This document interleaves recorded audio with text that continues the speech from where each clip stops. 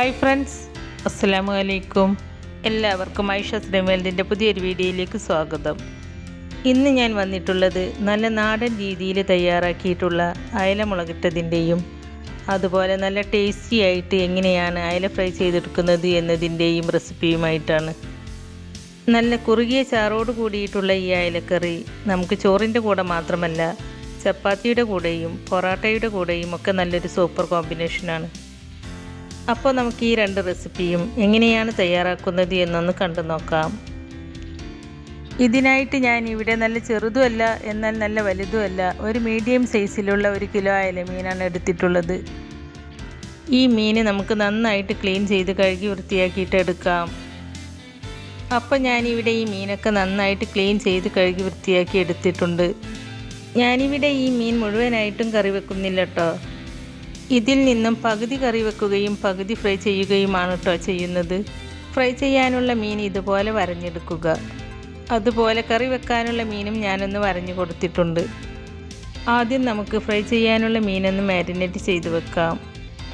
മാരിനേഷന് വേണ്ടിയിട്ട് ഞാനിവിടെ ഒരു മിക്സിയുടെ ജാറിലേക്ക് കുറച്ച് ചെറിയ ഉള്ളിയും അതുപോലെ കുറച്ച് വെളുത്തുള്ളിയും 1/2 ടീസ്പൂൺ വലിയ ജീരകവും 3/4 ടീസ്പൂൺ മഞ്ഞൾപ്പൊടിയും 1/2 ടീസ്പൂൺ മുളക് പൊടിയും 1 ടീസ്പൂൺ നിറച്ച് മല്ലിപ്പൊടിയും 1 ടേബിൾ സ്പൂൺ നാരങ്ങ നീരും 2 ടേബിൾ സ്പൂൺ വെളിച്ചെണ്ണയും പിന്നെ ഇതിലേക്ക് ആവശ്യമായ ഉപ്പും ചേർത്ത് കൊടുത്ത് നല്ല പേസ്റ്റ് രൂപത്തിൽ അരച്ചെടുക്കുക.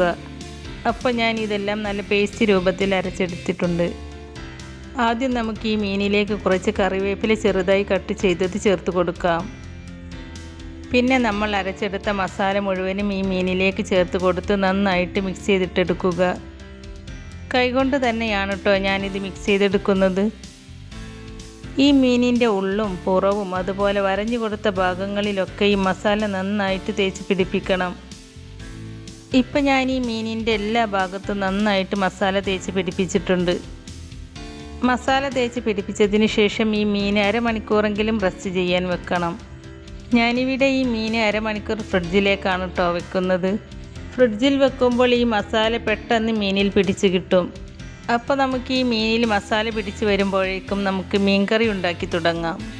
മീൻകറി ഉണ്ടാക്കാനായിട്ട് ഞാനിവിടെ 2 തക്കാളിയും 1 മീഡിയം സൈസിലുള്ള സവാളയും കുറച്ച് വെളുത്തുള്ളിയും 1 കഷ്ണം ഇഞ്ചിയും 4-5 പച്ചമുളകും 1 നാരങ്ങയുടെ വലിപ്പത്തിൽ വാളൻ പുളിയും എടുത്തിട്ടുണ്ട്.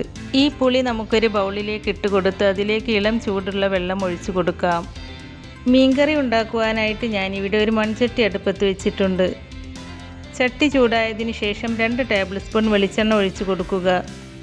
മീൻ മുളകിട്ടത് ഉണ്ടാക്കുമ്പോൾ വെളിച്ചെണ്ണ യൂസ് ചെയ്യുന്നതാണ് നല്ലത്. അതുപോലെ മൺചട്ടിയിൽ മീൻകറി വെക്കുമ്പോഴാണ് ആ കറിക്ക് നല്ല ടേസ്റ്റ് ഉണ്ടാവുക. ഇപ്പോൾ ഈ എണ്ണ നന്നായിട്ട് ചൂടായിട്ട് വന്നിട്ടുണ്ട്. ഈ ചൂടായ എണ്ണയിലേക്ക് 1/4 ടീസ്പൂൺ ഉലുവ ചേർത്ത് കൊടുക്കാം. ഉലുവ ചേർത്ത് കൊടുക്കുമ്പോൾ ഉലുവയുടെ അളവ് കൂടാതെ ശ്രദ്ധിക്കണം കേട്ടോ. ഉലുവ കൂടിപ്പോയാൽ മീൻകറിക്ക് ചെറുതായിട്ടൊരു കയ്പ്പ് രസമുണ്ടാവും. അതുകൊണ്ട് ഉലുവ കുറച്ച് മാത്രം ചേർത്ത് കൊടുത്താൽ മതി. ഈ ഉലുവ ഒന്ന് പൊട്ടി തുടങ്ങുമ്പോൾ ചെറുതായിട്ട് കട്ട് ചെയ്ത് സവാള ചേർത്ത് കൊടുക്കാം. അതിൻ്റെ കൂടെ തന്നെ 1 ടേബിൾ സ്പൂൺ ഇഞ്ചി ചതച്ചതും ചേർത്ത് കൊടുക്കാം. എന്നിട്ട് ഇത് രണ്ടും നന്നായിട്ട് വഴറ്റിയെടുക്കുക. സവാള നന്നായിട്ടൊന്ന് വഴന്നു വന്നാൽ അതിലേക്ക് 2 തക്കാളി ചെറുതായിട്ട് കട്ട് ചെയ്തത് ചേർത്ത് കൊടുക്കാം.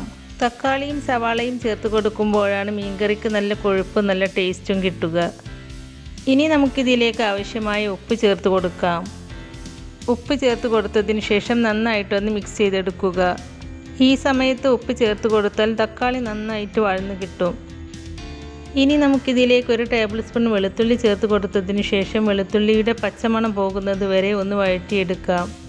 ഇനി നമുക്കിതിലേക്ക് നീളത്തിൽ കട്ട് ചെയ്ത പച്ചമുളക് ചേർത്ത് കൊടുക്കാം. പച്ചമുളക് ചേർത്ത് കൊടുത്തതിന് ശേഷവും ഇതുപോലെ ഒന്ന് മിക്സ് ചെയ്ത് കൊടുക്കുക. ഇനി നമുക്കിതെല്ലാം നന്നായിട്ടൊന്ന് വഴന്ന് കിട്ടാൻ വേണ്ടിയിട്ട് ഒരു 1-2 മിനിറ്റ് ലോ ഫ്ലെയിമിലിട്ടിട്ട് ഇതൊന്ന് അടച്ചു വെക്കാം. അടിയിൽ പിടിക്കാതിരിക്കാൻ വേണ്ടിയിട്ട് ഇടയ്ക്കിടയ്ക്ക് തുറന്ന് നോക്കി ഒന്ന് ഇളക്കി കൊടുക്കണം കേട്ടോ.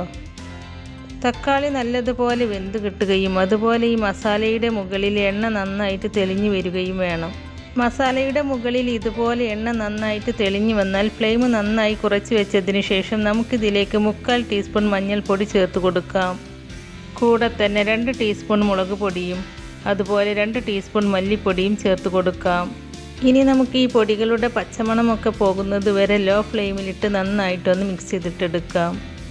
ഈ പൊടികളെല്ലാം ഇതുപോലെ എണ്ണയിലിട്ട് മിക്സ് ചെയ്തെടുക്കുമ്പോൾ ഈ കറിക്ക് നല്ല ടേസ്റ്റ് ഉണ്ടാവും. അതുമല്ല നമ്മുടെ മീൻകറിക്ക് നല്ല റെഡ് കളറും കിട്ടും. മുളക് പൊടി ഇതുപോലെ എണ്ണയിലിട്ട് മിക്സ് ചെയ്തത് കൊണ്ടാണ് കേട്ടോ ഈ കറിക്ക് ഇത്ര റെഡ് കളർ കിട്ടിയത്. അപ്പോൾ കറിക്ക് നല്ല റെഡ് കളർ കിട്ടാനുള്ള ഒരു ടിപ്പ് കൂടിയാണ് കേട്ടോ ഇത്.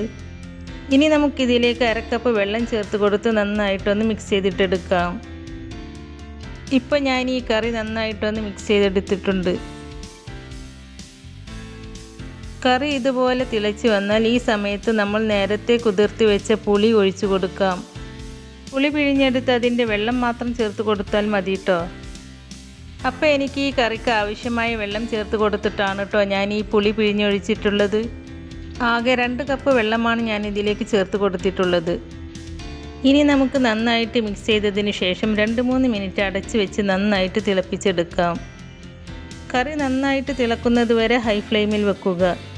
നന്നായിട്ട് തിളച്ച് വന്നാൽ മൺചട്ടി ആയതുകൊണ്ട് ലോ ഫ്ലെയിമിൽ വെച്ച് കൊടുത്താലും നന്നായിട്ട് തിളച്ച് കിട്ടും. ഇപ്പോൾ ഈ കറി നന്നായിട്ട് തിളച്ച് ചെറുതായിട്ടൊന്ന് കുറുകി വന്നിട്ടുണ്ട്.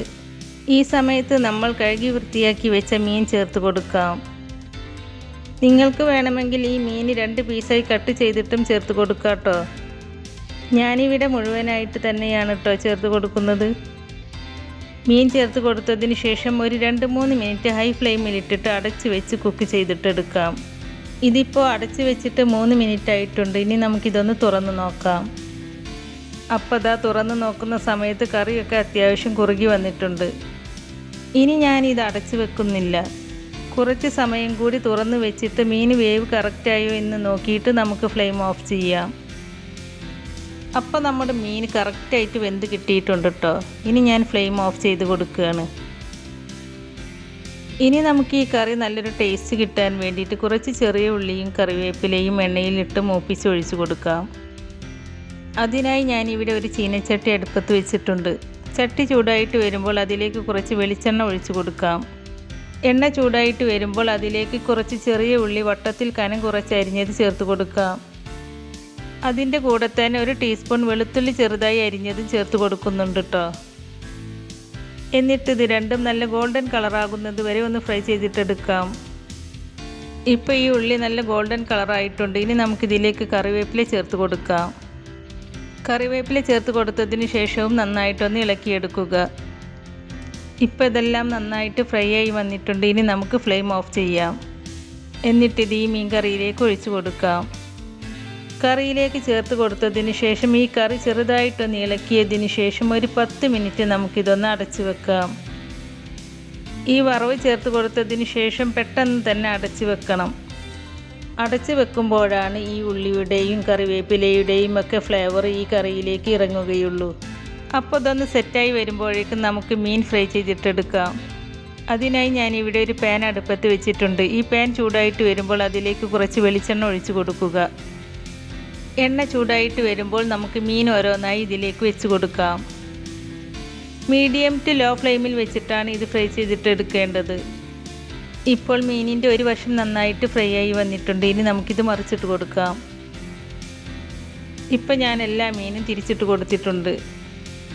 ഇനി നമുക്ക് ഈ ഭാഗവും 2-3 മിനിറ്റ് ലോ ഫ്ലെയിമിലിട്ടിട്ട് ഫ്രൈ ചെയ്തിട്ടെടുക്കാം.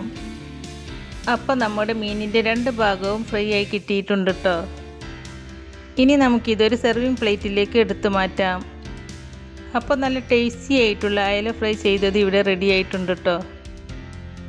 ഏതൊരു ഫിഷ് ഫ്രൈയും ചൂടോടുകൂടി കഴിക്കുമ്പോഴാണ് ടേസ്റ്റ് ഉണ്ടാവുക. ചൂടാറി കഴിഞ്ഞാൽ ഇത്ര ടേസ്റ്റ് കിട്ടില്ല. അതുകൊണ്ട് കഴിക്കുന്നതിൻ്റെ തൊട്ട് മുമ്പ് ഫ്രൈ ചെയ്തെടുക്കുന്നതാണ് നല്ലത്. ഇനി നമ്മുടെ മീൻകറി എന്തായെന്ന് നോക്കാം. അപ്പോൾ അതാ നമ്മുടെ ടേസ്റ്റി ആയിട്ടുള്ള അയലമീൻ മുളകിട്ടത് ഇവിടെ റെഡി ആയിട്ടുണ്ട്.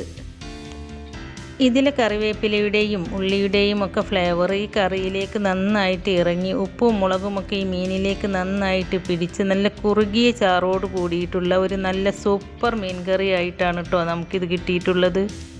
ഈ കറി ഇരിക്കും തോറും കുറുകി വരികയും നല്ല ടേസ്റ്റി ആയിട്ട് കിട്ടുകയും ചെയ്യും. ഈ കറി ഉണ്ടാക്കിയ അന്ന് തന്നെ കഴിക്കുന്നതിനേക്കാൾ ടേസ്റ്റ് കൂടുതൽ പിറ്റേ ദിവസം കഴിക്കുമ്പോഴാണ്. അതുകൊണ്ട് ഈ കറി തലേ ദിവസം രാത്രി ഉണ്ടാക്കിയിട്ട് പിറ്റേ ദിവസം ഉച്ചയ്ക്ക് കഴിക്കുകയാണെങ്കിൽ നല്ല ടേസ്റ്റി ആയിട്ട് കിട്ടും. ഈ കറി നമുക്ക് ഏത് മീൻ വെച്ചിട്ടും ചെയ്തെടുക്കാം കേട്ടോ. അപ്പം നിങ്ങൾ ഇതുപോലെ ഒരു മീൻകറി ഉണ്ടാക്കിയിട്ടില്ലെങ്കിൽ ഇതുപോലെ ഒന്ന് ട്രൈ ചെയ്ത് നോക്കിയിട്ട് അതിൻ്റെ ഫീഡ്ബാക്ക് നമ്മുടെ കമൻറ്റ് ബോക്സിൽ വന്ന് അറിയിക്കണേ. നമ്മുടെ ഇന്നത്തെ ഈ 2 റെസിപ്പി നിങ്ങൾക്ക് ഇഷ്ടമായിട്ടുണ്ടെങ്കിൽ ലൈക്ക് ചെയ്യാനും ഫ്രണ്ട്സ് ആൻഡ് ഫാമിലിക്ക് ഷെയർ ചെയ്ത് കൊടുക്കാനും മറക്കരുത്. അതുപോലെ ഐഷാസ് ഡ്രീം വേൾഡ് നിങ്ങൾ ആദ്യമായിട്ട് കാണുന്നവരാണെങ്കിൽ ഒന്ന് സബ്സ്ക്രൈബ് ചെയ്ത് സപ്പോർട്ട് ചെയ്യണേ. സബ്സ്ക്രൈബ് ചെയ്യുമ്പോൾ തൊട്ടടുത്തുള്ള ബെല്ലൈക്കണിൽ ക്ലിക്ക് ചെയ്ത് അതിൽ ആളെന്ന ഓപ്ഷൻ തന്നെ എനേബിൾ ചെയ്ത് വെക്കുകയാണെങ്കിൽ പുതിയ റെസിപ്പീസ് അപ്ലോഡ് ചെയ്യുമ്പോൾ അതിൻ്റെ നോട്ടിഫിക്കേഷൻ നിങ്ങൾക്ക് കിട്ടുന്നതാണ്. ഇൻഷാ അല്ലാഹ് പുതിയ റെസിപ്പീസുമായി വീണ്ടും വരാം. Thank you.